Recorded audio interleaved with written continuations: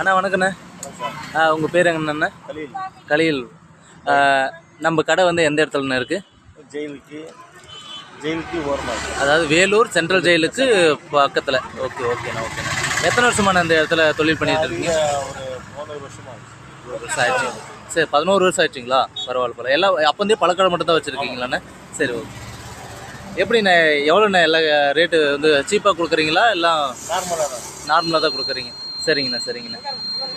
ஆனால் நம்ம ரோட்டோரமாக நம்ம ஏழைகள் வந்து பார்த்தா கடை போட்டு வந்து பார்த்தா இது பண்ணுறாங்க. அவங்களுடைய ஆதரவுக்காக வந்து பார்த்தா அவங்களுக்கு ஒருத்தருக்கு ஆதரவு கொடுக்கணுன்றதுக்காக இந்த சேனல் ஆரம்பிச்சது. ஸோ நம்ம சேனலுக்கு வந்து சப்ஸ்கிரைப் பண்ணுங்கன்னு ஒரு வார்த்தை சொல்லுங்கண்ணே.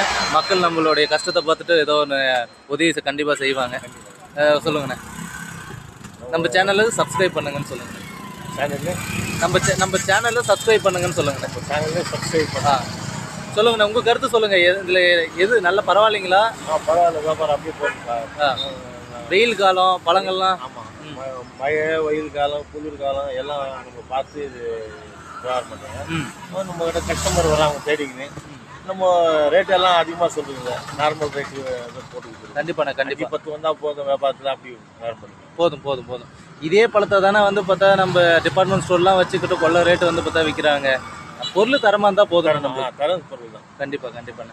ரொம்ப நன்றிங்கண்ணே. ரொம்ப தேங்க்ஸ்.